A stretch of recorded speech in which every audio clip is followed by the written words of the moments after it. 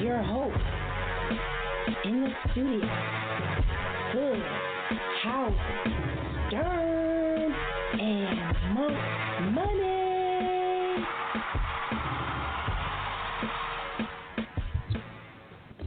Yo, it's your boy, man, the Hood, Howard Stern, Q Lewis, holding it down from 6 Mile to the Mile High. Definitely in the building, man, holding it down, solo dolo. I was trying to give my mans a couple moments to try to get to the studio, but I guess I'm solo, so it's all good. Don't forget, man, it's Social Media Thursday, so if you got social media, then you got to make sure you hit us up, man, on Twitter and Instagram. All right, so hit, I guess, myself, Hood, Howard Stern. You can hit up Monk Money, too, at Real Monk Money. Tell him to get his ass in the studio because he probably sleeps somewhere. But hope everybody had a good week, man. Of course, we coming off of the holiday weekend, you know what I'm saying? Well, it's still the holidays, but we're coming off of Christmas weekend. Hopefully everybody had a grand Christmas. Now, Christmas, though, Christmas is for the kids, man. It's not an adult thing. I mean, unless, you're looking for the feeling that you're getting from giving gifts to the kids. But otherwise, I mean, that's pretty much what we're looking at. But I enjoyed Christmas, though, even though I didn't get a chance to spend it with the fam. It was still cool, though, you know what I'm saying, because I got some love remotely, you know what I'm saying. So shout out to Coco J, held me down on Skype during Christmas, so I got to, check out her and the kids, and, you know what I'm saying, they opening their gifts and everything, so that was cool. But outside of that, man, hopefully everybody just doing their thing, man, getting ready for the New Year's. I know y'all got New Year's resolutions, all right? So first off, let me say this. If you still got resolutions from last year that you haven't done, then my guess is that you probably shouldn't even make no resolutions this year. I mean, that's my thing. I don't know. Now, I haven't made a resolution in I can't remember how long, because it was too many years in a row that I was making resolutions and nothing happened. Like whatever I was trying to resolute, whatever the word is, it never lasted longer than a month. First it was stop drinking. Then I found out about Bud Light Platinum, so I couldn't stop drinking. Then it was some other extracurricular activities that I won't say on air, but if Coco J out there listening, she probably already know, and she got an attitude now because I'm talking about it. But look, New Year's resolutions, man, for the birds, all right? So make sure, like she always say, all right, so make sure that you just be a better person than you was last year. I think that's about the best resolution you can make. But with New Year's coming in, of course, then I know people going to be making resolutions, but also they're going to be partying like hell. Now, that's another thing about New Year's. I haven't like partied, like went out and partied for New Year's in years. For one, I think I don't know. To me, I guess it's played out. I guess I'm old now. But I know we used to go bar hopping and do all that good stuff back in the day and be somewhere, as soon as as soon as the ball dropped. But as soon as 12 o'clock come and then you wild out and everybody blowing their horns and drinking champagne. Back in the day, that used to be the thing. I ain't gonna lie.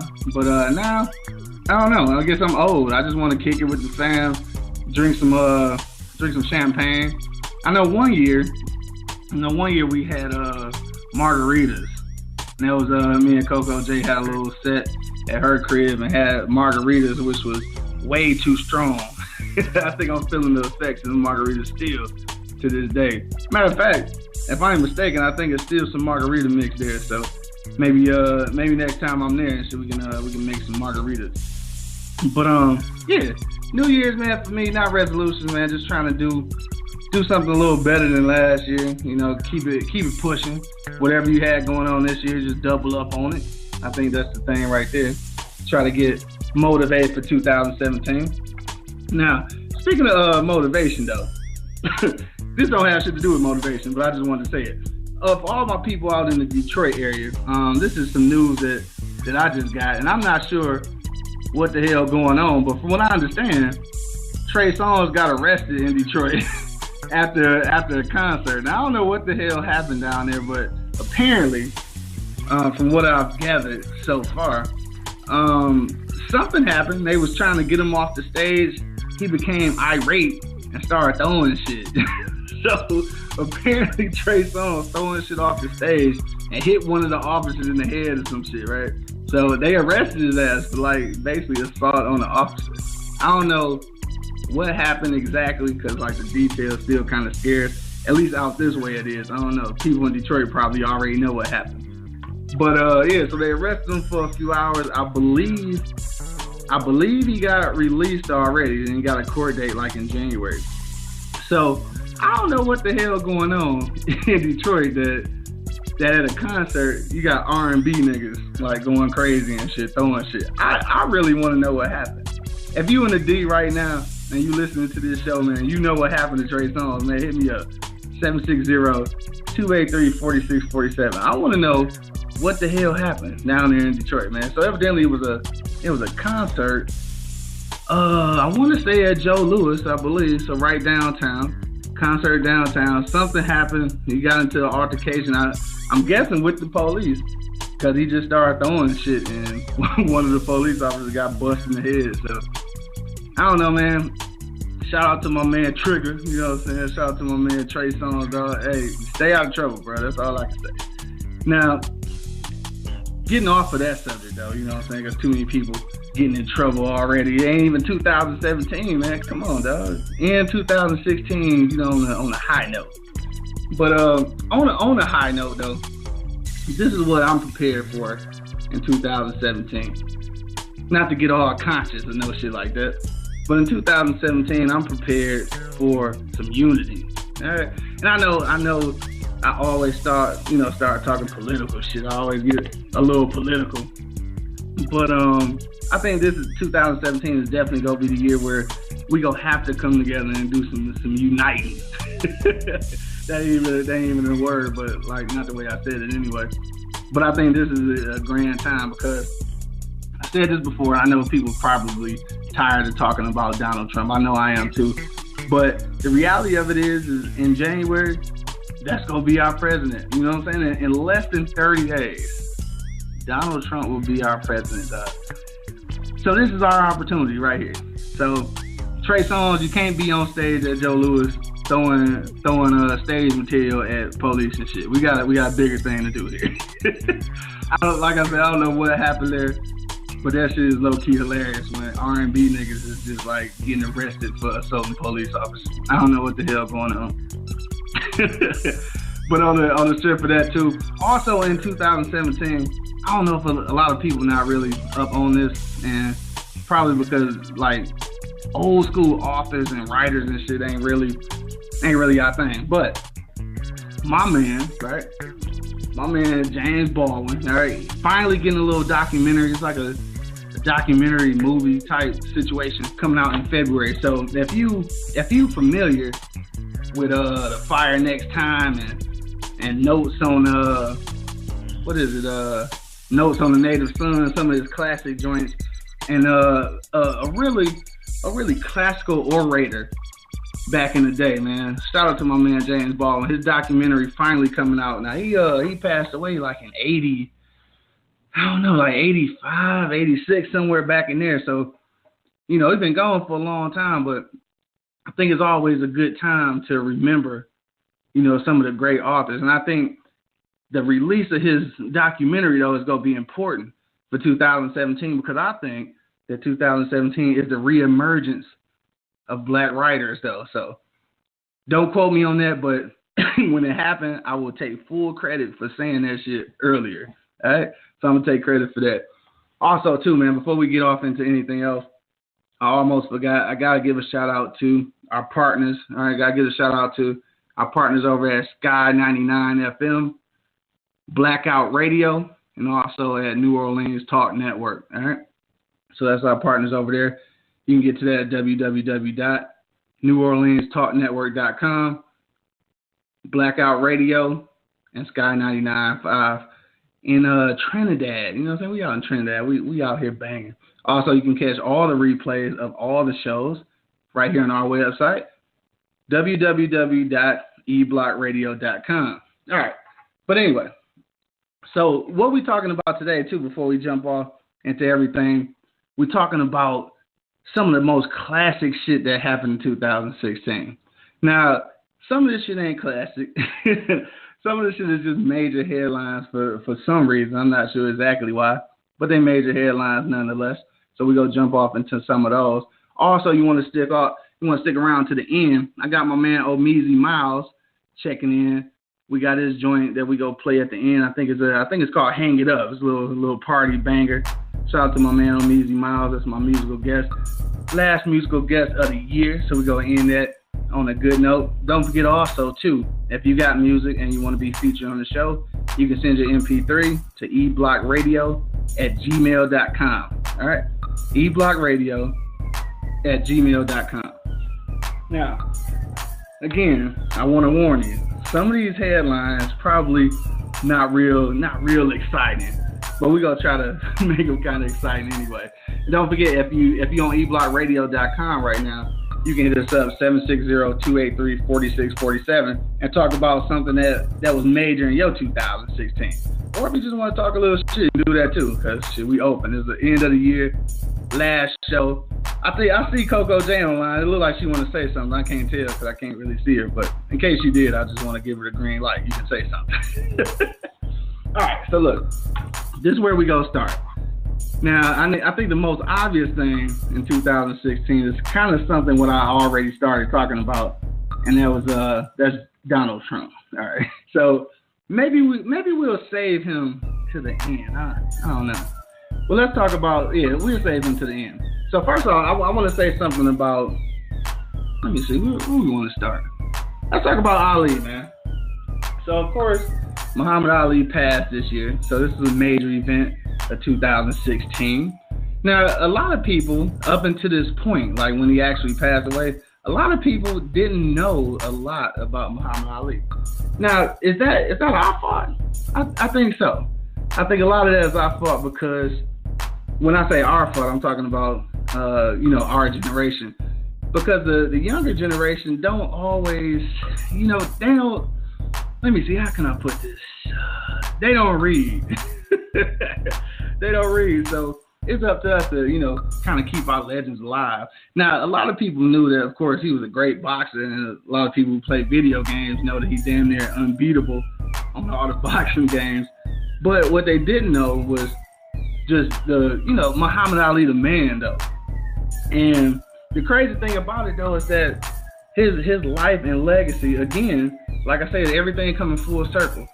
This is like so needed right now. People like Muhammad Ali, people like who I just mentioned, James Baldwin, are definitely needed at this point because we going into, I don't know how you want to describe it, but we going into a time period where these personalities are necessary. And when I say necessary, I mean necessary. Because if you think back, if you read back to how things used to be, all right, and not too long ago, we're talking about maybe the 50s and 60s, all right, so not that long ago, man, shit was real bad. I'm talking about it wasn't black people didn't have no rights, and the few rights that we did have was always getting violated. Now, don't get me wrong, they still getting violated right now, so don't get me wrong, we're not completely off the plantation. But I think personalities like theirs are what's needed now. And what's weird, though, is that this is just my opinion, though. You know what I'm saying? You can holler at me if you think I'm wrong. All right, 760-283-4647. Hit that number one key. But it's like we've been searching for a leader, but nobody wants to be a leader. And I think that's the scary thing about our generation and the ones, especially the ones beneath us. Of course, I always say that. And the generation behind us, though, are in the position that they're in because of us, though. So I can't really, be mad at them because they only doing what they learned. And evidently, we didn't teach them nothing. I don't want to say that, but I do want to say that because I think maybe we think we're too far removed, and we're really not. It's like the history is not really history. It's not really that far away. So you're just looking at, again, like we're talking about stats and things from the 50s or 60s. So you're looking at maybe, 60 years ago. You know what I'm saying? Barely, but like 60 years ago. Things where you weren't even allowed to go to the same schools, weren't even allowed to have, the same education, the same pay rate, or just anything, and anything that we take for granted at this point. I mean, the things you buy, where you live. I mean, still, don't get me wrong, though. Some of that shit's still going on. There's still redlining going on. There's still places where you can't live. Now, they might not blatantly say, hey, you can't live here. But, of course, you'll either be priced out or to be some kind of community organization that will somehow legally keep you kind of, out of the situation. So it still happens. But, again, knowing your history and knowing some of the I guess I keep calling them personalities, but yeah, I think I'm gonna continue with that. Some of the personalities from back in that day, we really need to regurgitate them. And what I mean by that is that we need more activists who are athletes. Now, we're talking about Ali, right? So if you're familiar, then you know some of the story. And if you're not familiar, then I'm gonna put you up on a little game. So we're talking about Ali, who was definitely against the Vietnam War. Or the Vietnam War, which my old man and several other people's old man was probably a part of. And he really didn't believe in it. So what happened was Ali was getting ready to get drafted. And he was like, no, I ain't going, because I ain't going to war for a war that ain't about me. So with all that being said, he actually risked jail time and everything, lost all his titles. Like, his boxing career was like kind of doomed. And I'm just looking at that and I'm like, man, how many athletes these days would take that risk for activism? I mean, I don't think I know none. Quote me, holler at me if you think I'm wrong. But I don't think none at this point, because I think we got to a point where it's like everybody's so selfish.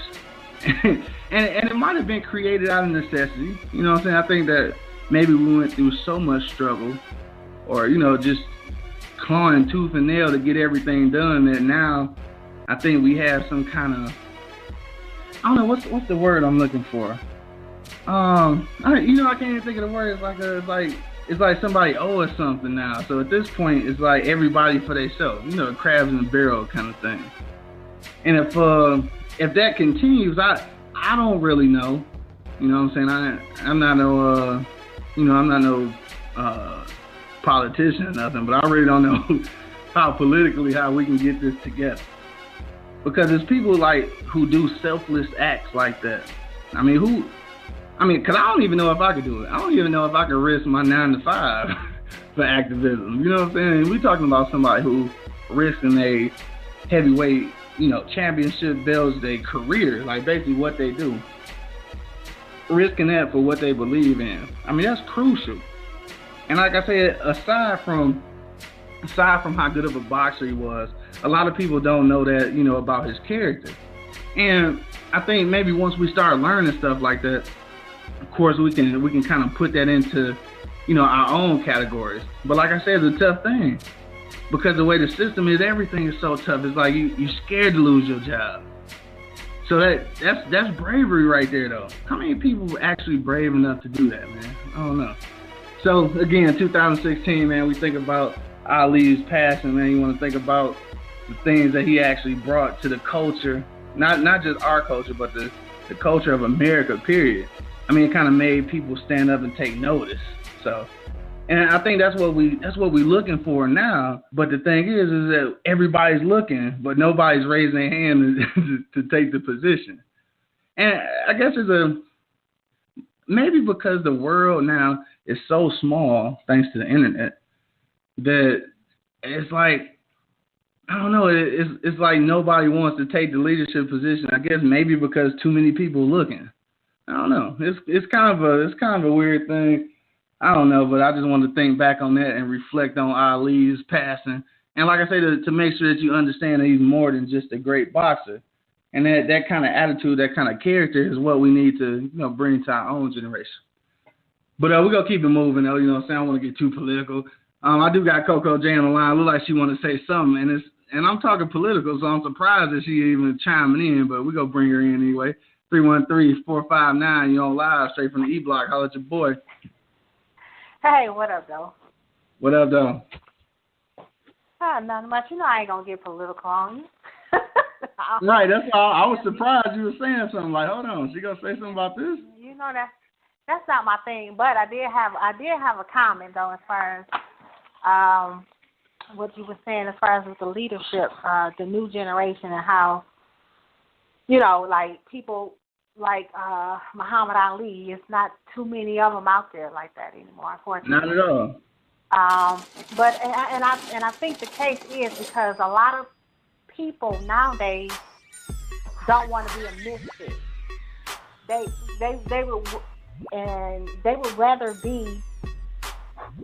would rather fit in with the crowd instead of be the misfit of the crowd. Because in order to be a leader, you have to be a misfit, I believe. And when I say misfit, you have to be different from the other people, want to do different things instead of always trying to fit in. You know what I'm saying? So you have to be that misfit type of a person in order to even to lead, to be a leader, a good leader at that. So I think that's what our issue is nowadays. Yeah, I agree with that wholeheartedly, though. Yeah, and that's the thing. What do you think? I mean, I'm just gonna throw this out here since we kind of on the subject. What do you think caused that, though? Like, what do you think caused people to want to be like fit in? Yeah, to fit in more than to stand out. Like, where do you think that culture came from? I mean, it used to be like that. I believe some of it has to be with fear. It's the fear that we have in us. Not thinking that they're the ones to do that job or whatever. They might be the ones to be called to do what needs to be done to be that leader, to step out and do things that needs to be done to make that change or whatever. So I think mainly the bottom line is fear or worried about what other people may even say about us. You know, so it's all kind of different reasons, I believe. So it all depends on that person. It all depends on that person, basically. It could be their low self-esteem. It could be all kinds of things. Low self-esteem, I never even thought about that. And I think it's easier. It's easier to fit in than to be. Oh, well yeah, most definitely. You know, it's most definitely easier to fit in. Right, and people, that's what people want. They want the easy way instead of the hard way. Because once you be that misfit, trust me, you wanna pass by yourself. But I'm here to say it's all good if you are. Yeah, it's all good. So definitely. Yeah, that's what it is. Though I think a lot of it is fear, but I just wonder where the fear came from. I don't know. It come from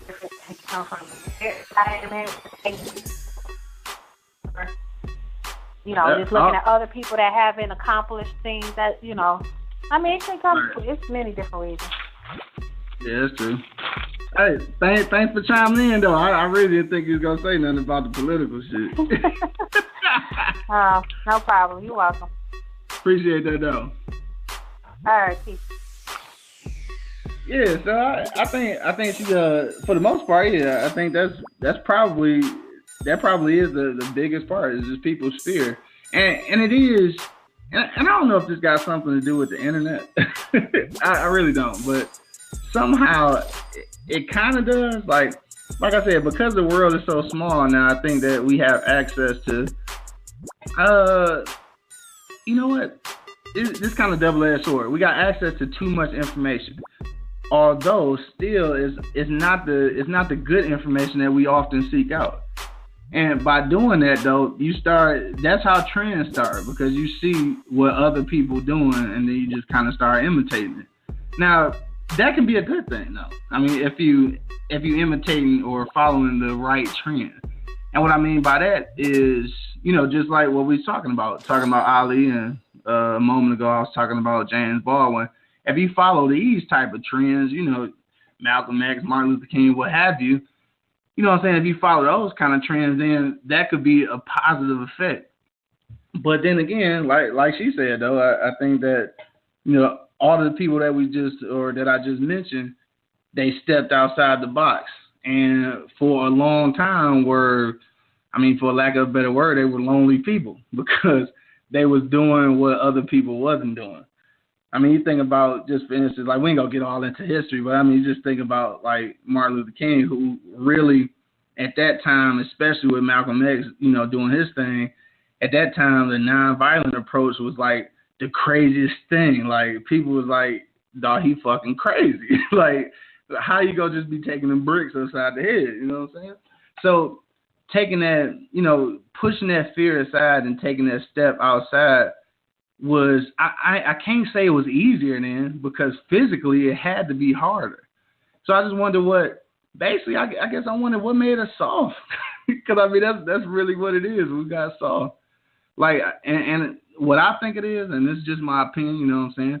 But good thing it's my show, so I can say pretty much anything. But my opinion is, I think that we feel like we too far removed. Like, back in those days, they was 1 or 2 generations away from slavery. See, we can come up in a generation where, maybe your great great grandfather was a slave or something, but you never met him anyway. He was dead before you was even thought of. So you feel too far removed. And I think that's what it is. I think back in those days, people wasn't that far removed. Like, they had like grandparents who were slaves. Like, not many of us can say that. So they could actually physically see it. I mean, I remember talking to my mom before about days that she spent down south with her grandfather. And when she described it, like, I mean, at that point he wasn't a slave, but at that point it was obvious that he was a sharecropper. You know what I'm saying? Like, and this is right there, that generation. Like, she stayed there. Like, she had stayed summers with her grandfather, who was a sharecropper. Basically means that you working for nothing. Like, you working, you doing all the crops. You hooking up all the crops and shit to make somebody else money, and basically, like, you getting fed with the shit that you growing. You know what I'm saying? Like, that was real close. Like, we don't have that connection. I think that's what make us a little, for lack of a better word again, I think that's what make us soft on that situation. You know what I'm saying? But that's, enough about that, because I can go into that all day. But I did have a question, though. All right, now this don't have anything to do with what we was talking about. This is actually something that me and Coco J was talking about yesterday, and I said I would bring this up on my show today, because I think she'd be trying to be too politically correct on her show. So I'm gonna ask, because this is some weird shit. So first of all, anybody from the LGBT community, all right, I guess it's LGBTQ community now, I gotta know this. Like, this is some weird shit. Like, I have to know. So we had this conversation. First of all, we talking about Neil Patrick Harris. I think that's the name. Neil Harris Patrick. The dude, Doogie Howser, right? So we're talking about Doogie Howser, and of course, he's gay, right? But we was talking about the sitcom How I Met Your Mom. Like, he just he a player on that joint. So now Money decides to call into the studio. We gonna plug him in a minute. But I just want to know, like, in that community, because he playing like a straight male role, like, does that offend gay people? This is a weird question, but it was fascinating to me, though, because we had this conversation last night. And don't forget, if you're listening right now on eblockradio.com, you can hit me up, 760-283-4647, and hit that number 1 key.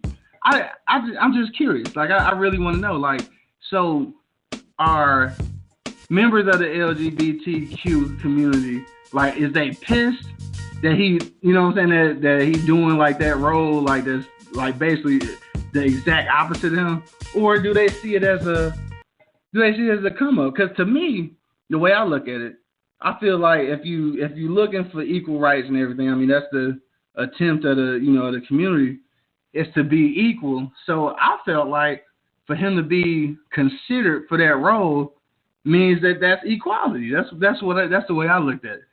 Now, Coco J says she kind of seen it another way, that possibly, the community could be looking at him sideways, basically, kind of like a sellout, I guess. I mean, basically that's kind of like the equivalent of like a super black activist, you know, then playing like some kind of coon or something. You know what I'm saying? But let me see if we can patch. We go call. Matter of fact, we go call Monk Money because he trying to get in the studio. So we just go call him real quick. But don't forget, man, if you on the line right now, hit me up 760-283-4647 and hit that number 1 key. We go see if we can get Monk Money on the line. Hello? Monk Money. What it do, man? What up, dog? You finally made it in? Man, got this cold. That night crew had me night, nigga. Hey, well, shit, you live on the air. You live on the air now, nigga. Well, what's poppin', people? My bad, man, for showing up too late, you know what I'm saying? They call me Monk Money. I ain't always on time, but I'm always on the money, you know what I'm talking about? Hey, look, though. We already talked about a few things, man, but this is where we at now, right? This is kind of funny. I want to know your input on this. So, here's the thing. You know my man, what's the dude name? Neil Patrick Harris. You know Doogie Howser, right? Yeah, Doogie. The dude that played Doogie Howser. Yeah. Yeah. So he he gay or whatever. So. Yeah, It's shocking when I heard about that, but yeah.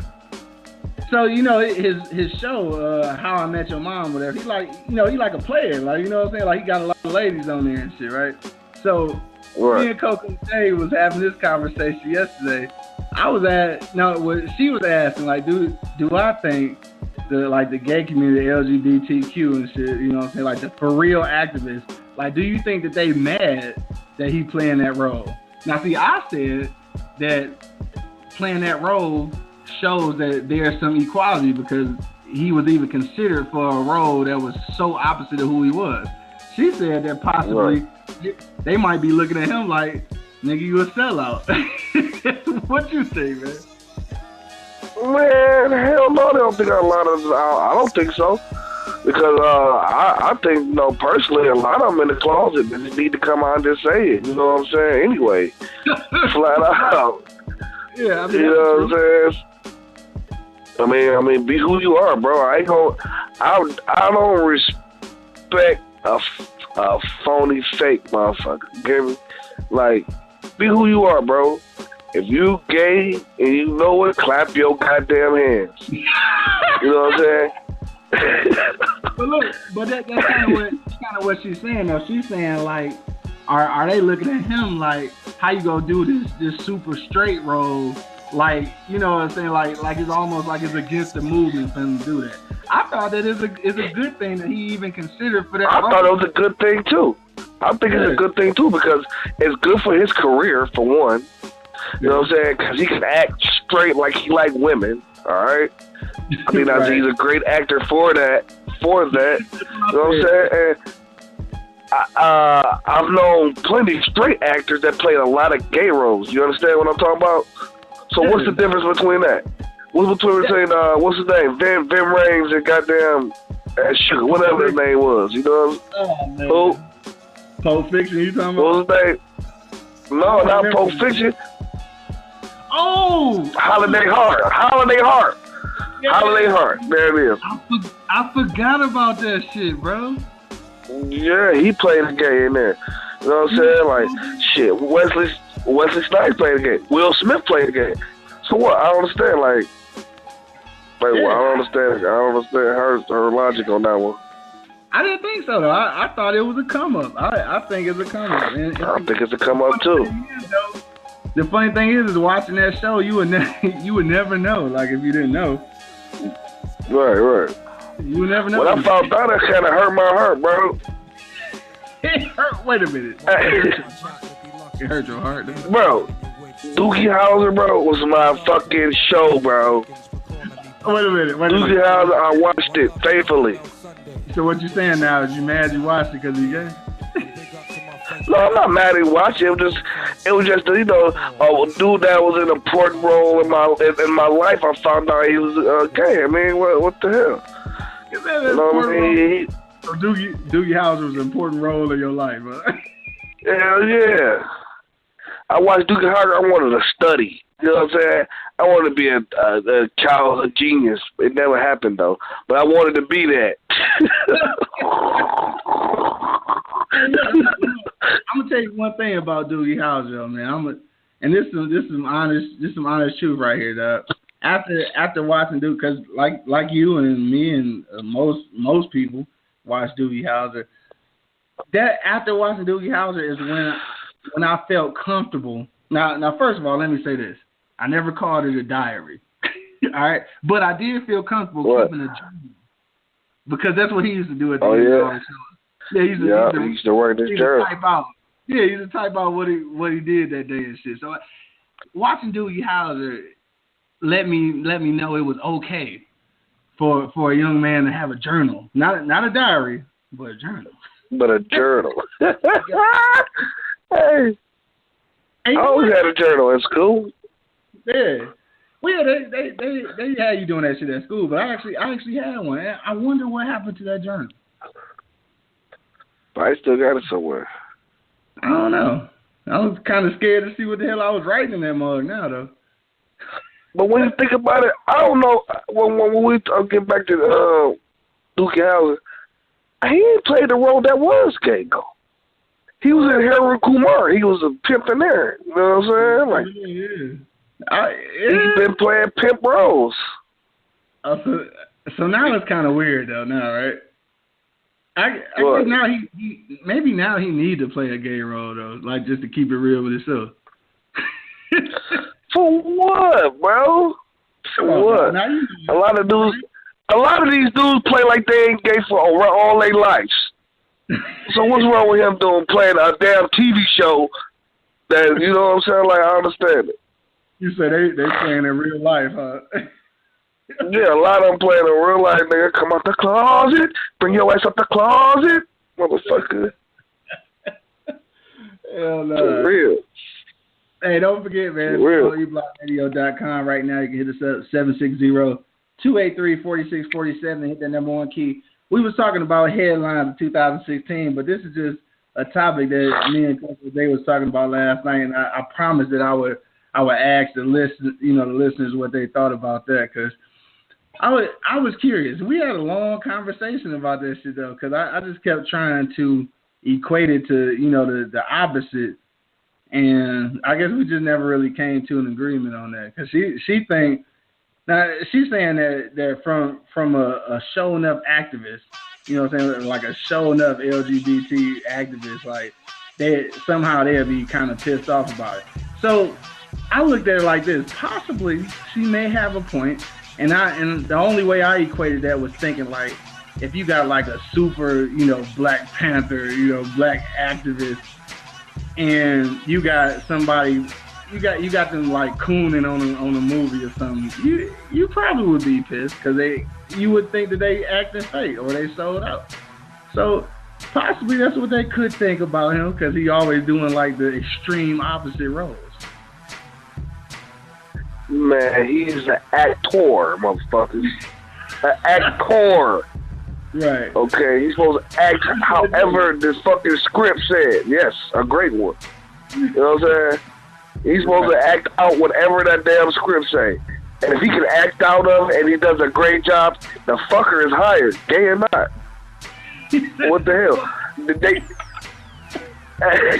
Hey, these niggas have parades, they want equal rights, and they want that. Nigga, shut up.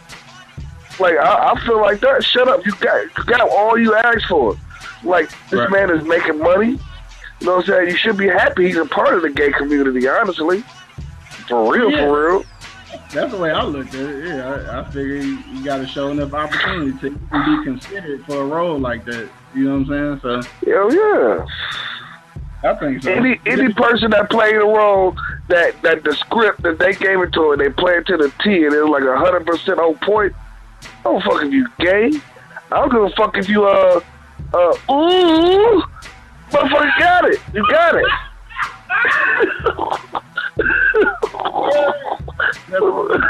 Young and May. I'm sorry, Young and May. I know. You know, off the NyQuil and be right on that shit. I'm just saying though. I'm just proving the fact. A point. Like I don't give a fuck who. If you played the role to the point that you got it. That's how Snoop got in The Wire. You understand me? Yeah. Shit. Okay. Yeah. True. That's my thought on it. Hey, That's look, more money thought on that chick. You got any major headlines from 2016 you want to talk about before we get out of here?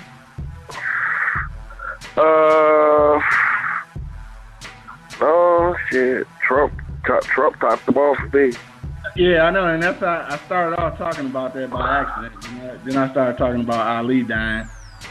And then we and Princess Leia just died, dog. Princess Leia, bro. Dog, crazy. Princess Leia is gone. And then after Princess Leia gone, 2 weeks later is her mama gone. Like, what the fuck? Yeah, that's what I was about to say. Yeah, her mom's died too, though. Hey, but look, oh, no, my fault. Hey, look, I don't even. I guess because OJ trying to get back in, but I guess you don't know. Ain't no number one key popped up on here, so I ain't know. Right.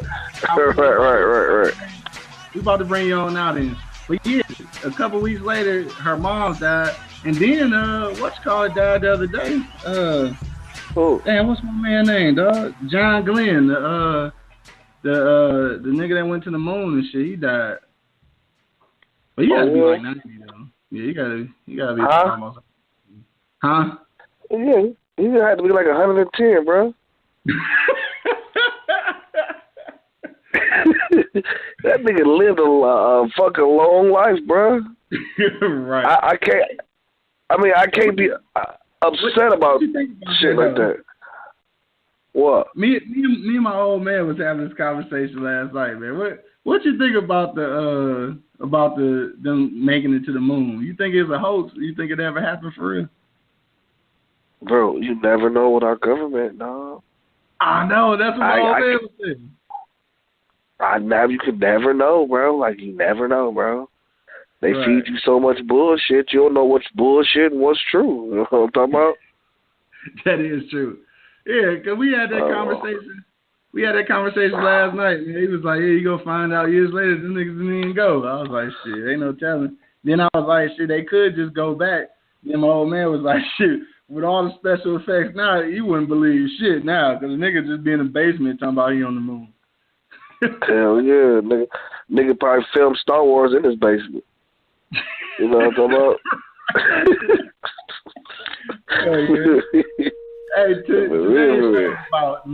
Today's show is about nothing at all, though. I've just been randomly talking about everything. Oh, hey, look. Yep. What the fuck happened to Trey Songz in Detroit today, man? Bro, he did exactly what he said he was gonna do. I ain't mad at Trey. You know what I'm saying? He wanted to give the fucking audience. He wanted to give the audience a great show. You know what I'm talking about? And they were trying to cut his mic off, telling he's on too long. You know what I mean? And he just flat out said, if they cut this mic off, I'm gonna go fucking ape shit. Man. And he did exactly what he said he was gonna do. He went ape shit. Word. And I respect him for it, low key, for real. Like, what if he was in that show and he in the middle of a song and they cut his mic off? Like, right. They gonna blame him like he did something. Exactly. So, you know what I'm saying? Instead, he kept his fans. He went to jail and he got more fans. Ain't no bullshit. He got most fans for that shit. Trust me. They say he was throwing shit off the stage. Throwing shit. He snatched the drum little thing down, bro. He went crazy. Kicking over speakers. He went crazy. Like he said he was going to do. I respect the person that say, I'm going to do this. And do it. You know what I'm saying? I was just tripping at an R&B nigga going to jail and shit in Detroit, though. Oh, who? An R&B nigga going to jail. That's crazy. That's straight up, but he got a lot of thugs listening to Trey, gonna be listening to Trey now. Yeah. Yeah. I thought they got called in the show right quick or something. That nigga, yeah. You know what I'm talking about? No, man. I caught a little piece of it. That's why I was like, damn, I know niggas in Detroit already know what happened for real. Like, he's spazzed. Right. Yeah, he's spazzed, dog. I saw his little. They got his little Raymond up on Facebook too. When he talking to the judge, he on the video camera and shit. Damn, for real? I mean, yeah. Yeah, I think that nigga got off for 25,000, 10%. Shit. Yeah. Oh, okay. He didn't assault nobody. He just went crazy. Right. Oh, okay. I didn't know what happened. I thought Trick had told the niggas no fly zone or something. I didn't know he do R&B niggas like that. Shit, Trick probably a fan now. You understand me? Hell yeah. Trick and the whole Cool Squad. That nigga represented. You know what I'm talking about? You wanted to give him a good show. Well, he ain't represented. Yeah. He wanted to give Detroit a good show. And Joe Louis cut his shit off. Hey, you ain't gonna blame me for that shit. Talk about me on Facebook. You know what I'm talking about? So here. They do that shit to D. Yeah. He flat out said, he's like, Detroit, I love y'all. From the front to the back to the right to the left, this is the exact words. From the front to the back to the left to the right, I love y'all. But if they tear off my mic, I'm gonna go ape shit in this bitch.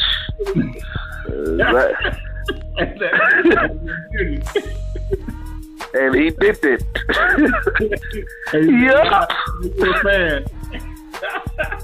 Hell yeah. I'm about to go listen to Trey in a minute. Actually, after the show, I'm gonna pop some Trey in. You know what I'm talking about?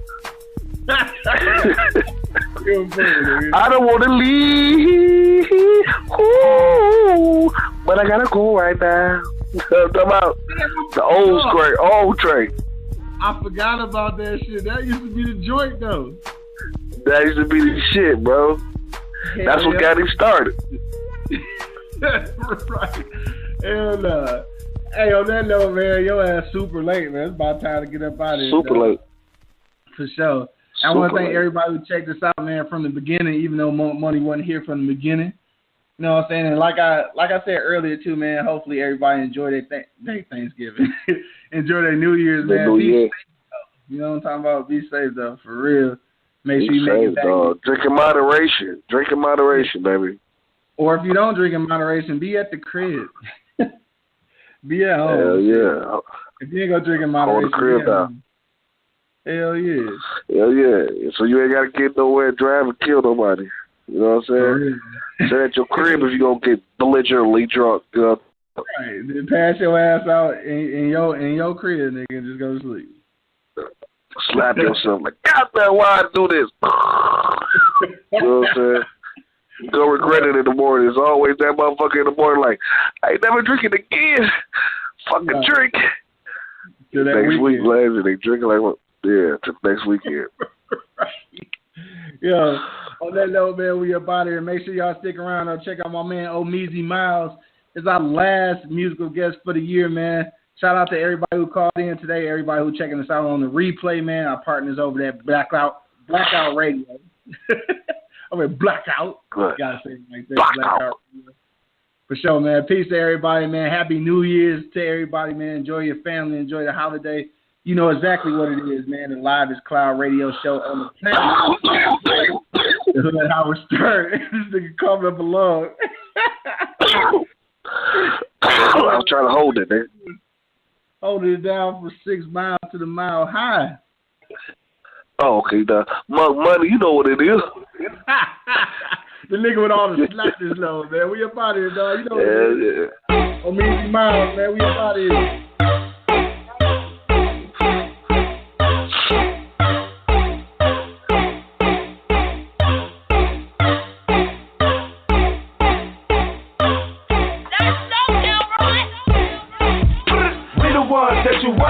Man, get the job done. We're standing on the top of Mount Everest, we running wild. I tell you, y'all better prepare, cause we in it for the long run. You ain't on our level, so you might as well just hang it up. I hang you like clothes in the closet. Rest in peace, Christopher Wallace. I be like on it, like got it. Touch your just like you solid.